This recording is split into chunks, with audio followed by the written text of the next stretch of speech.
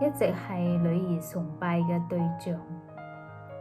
原嚟楊蔭航好有學問，係一位開明嘅知識分子。佢先後考入北洋公學、南洋公學，後嚟又留學日本同美國。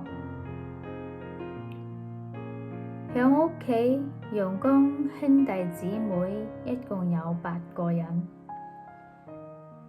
天資聰慧、善解人意嘅楊光，係父親嘅貼心小棉襖。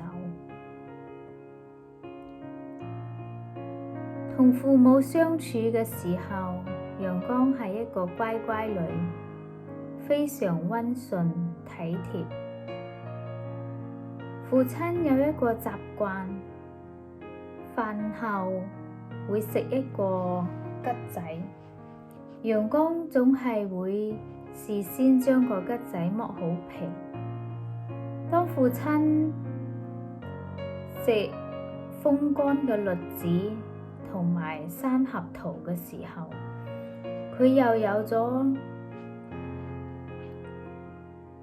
要將殼搣開衣嘅事做，自然係楊光搶住要做嘅呢件事。並且果品一經佢手，就肯定會收拾得好乾淨。父親嚟到上海之後，養成咗午飯後休息一陣嘅習慣。呢個嘅時候，小孩子們都識趣咁樣散開。有一次，睇住正要離開嘅楊光，父親對女兒講：其實我鍾意有人陪下，唔好出聲就得啦。啱好夏天嘅時候，父親嘅臥室好涼，鍾意讀書嘅楊光就去攞咗一本書，坐響父親嘅房嘅茶几旁邊，安靜咁睇起書嚟。從嗰陣時以後，父親每一次午休瞓醒嘅時候，都能夠睇到女兒坐響嗰度安靜咁樣睇書。父親覺得心裏入邊好溫暖。女兒最想睇乜嘢書，佢都會買返嚟，又或者到書櫃嗰度去揾俾佢。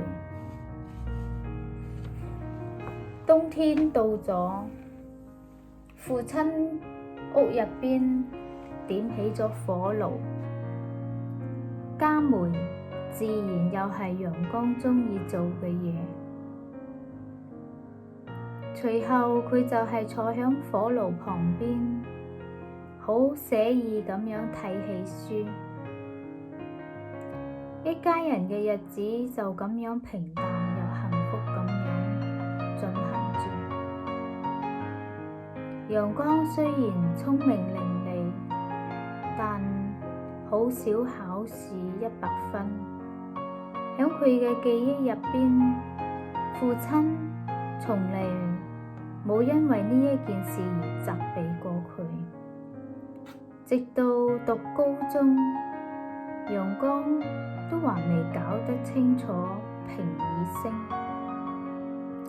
呢個時候佢自己都好急，不過父親卻安慰佢講：唔緊要嘅，到時候自然就會識㗎喇。有一日，楊光突然諗通咗啦，佢會分辨4聲啦。父親晚黑走過陽光嘅走廊之前面，敲咗敲窗，考下女兒乜嘢字係乜嘢聲。陽光全部答啱咗。陽光嘅中學生活就係響咁樣嘅氛圍之中無憂無慮咁樣度過。17歲嗰一年，陽光考入咗東京大學。1年之後，對於最終要上文科還係理科嘅問題，陽光一時攞唔定主意，就去向父親求教，我該學邊一科好呢？楊蔭航對女兒講：冇乜嘢該唔該學，鍾意乜嘢就學乜嘢，鍾意就係自己嘅興趣之最，就係自己最想學嘅嘢。父親嘅呢一番話，讓到陽光豁然開朗，於是選擇咗文科。亦正係呢一種嘅選擇，讓陽光後來功成名就，成為著名嘅作家同埋翻譯家，並且同著名嘅作家田中書先生結咗婚。出生喺一個開朗嘅知識分子家中嘅陽光，亦係同田中書先生一樣，從細養成咗讀書嘅習慣。兩個人都係書迷。陽光細個嘅時候，有一次問父親，父親同佢講，父親問佢：3日唔畀你睇書，你會點樣啊？陽光講：唔會覺得好過。如果1個星期唔畀你睇書呢？陽光講：1個星期都係8個。陽光曾經給讀書打咗一個非常貼切嘅比喻，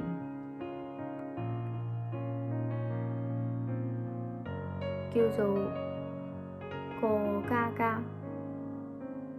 陽光講：我覺得讀書就好比似去過家一樣，隱身嘅過家，要參見堪佩嘅老師，或者著名嘅學者，唔需要事先打招呼求見，亦唔驚打攪指引，翻開書面就闖入大門，翻過幾頁就升堂入室，而且可以經常去，時時去。如果唔想去，還可以不辭而別，或者另找高明，同佢對質。唔問我哋要拜見嘅主人住響國內或者國外，唔使問佢屬於現代或者古代，唔使問佢學咩專業，亦唔使問佢講正經大道理或者傾偈講笑，都可以去聽個足夠。話不投機或者言語不合，不妨抽身退場，甚至砰一聲推上大門，就係講合上書面，誰都唔會怪邊個。多讀書，讀好書。響中國，錢鍾書同陽光係一對非常著名嘅夫妻。因為佢哋都係著名嘅作家，佢哋都好有學問。呢一對夫妻嘅成功嚟自於佢哋響年少時就多讀好書。多讀好書能夠讓夢想插上翅膀。既然讀書有如此多嘅趣味，係咁樣，小夥伴們，今日你讀書未啊？